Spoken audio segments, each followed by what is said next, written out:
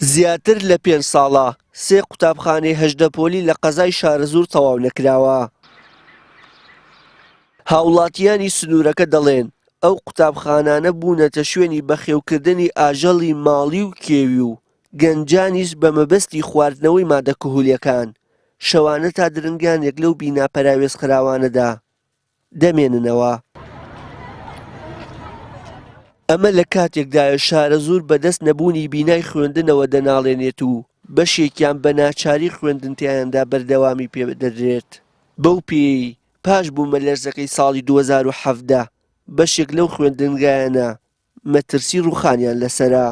ئەم مەکتەبە کێشەیە بۆ ئێمە لەبەرەوە لە بیدایەتی 2014ەوە دەستکراوە بە دروستکردنی لە دوای ئەو قەیرانەی مانگی 6 2014ەوە ڕاوەستاوە ئیشتایە کە ڕاوەستاوە ئیسە بۆ بە شوێنی سەگ بۆ بە شوێنی پشیلە بۆ بە شوێنی خەڵکی بێ ئیش و گەنج و ئەمانە شەو تا سعات 12 شەوێکی شەوتێن لێ مەشروب بەخۆن دەنگە زڵە شتیتیا ئەبێ اینجا خەڵک کردوێتی بە شوێنی کاو پوش و پاوەنی ئاژەڵ مەکتەبەکە لێرا پیس و پۆخلەیەکی زۆری ناوەتەوە ئەوە سەگە لوای بینەوە تووتکەی لوا دووسێت تووتکە تۆپی بوو دوێنێ خەڵکاتن فڕیاندا یعنی نەخۆشی تیا بڵاوە بێتەوە پیس و پۆخڵە ناو مەکتەبەکە.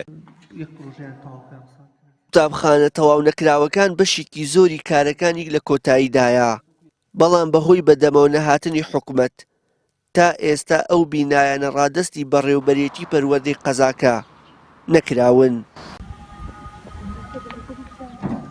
بەڕێوەبەرێتی پەروەردەی شارەزور بە وەکالەت دەڵێت ئەگەر بێت و ئەو 3 قوتابخانە تەواو بکرێت ئەوە بۆشاییەکی گەورە بۆ کەرتی پەروەردە لە سنوورەکەدا پڕ دەبێتەوە. بۆ ئەم مەبەستەش لەگەڵ وەزیری پەروەردە و ئەنجومەنی پارێزگای سلێمانی بۆ تەواوکردنی ئەو بینایانە لەسەر خەتن. یەکێکیانمان لە 160 تەواو بووە، یەکێکیانمان لە 100 تەسەورەکەم 4 لە 4 ماوە 5 ماوە ئەوش بەهۆی ئەشیاکڕینەکەەوە دواکەوتۆی تر تا ئێستا تەسلیمان نەکراوە.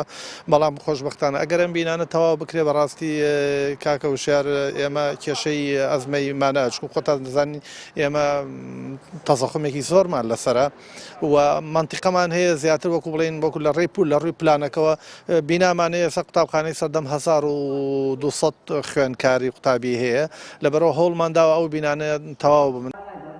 جگە لەم 3 قوتابخانەیە ناوەندێک بۆ وەرزش و لاوانی بەڕێوەبەرایەتیەکە خراوەتە بواری جێبەجێکردنەوە و بەڵام ئەو ناوەندەش بە دەردی قوتابخانەکان ڕۆیشتووە و تا ئێستا کارەکانی لە قۆناغی سەرەتادایە. بە ناچاریش پەروەردەی شارەزور چالاکیەکانی لە ڕێگەی کەرتی تایبەتەوە ئەنجام دەدات کە ئەمەش بارگرانیەکی دیکەی ئابووری لەسەر پەروەردەی قەزاکە دروست کردووە. نزیکەی 18,000 خوێندکار لە سنووری بەڕێوەبەرێتی پەروەردەی قەزای شارەزور لە کۆی تەنها 67 خوێندنگا جێکراونەتەوە. بەو چەشنەش بەشێکی زۆری قوتابخانەکانی خوێندن 2 تا 3 دەوامی تێدا بەڕێوە دەچێت. وشیار محەممەد، کەناڵی ئاسمانی پەیام، شارەزور.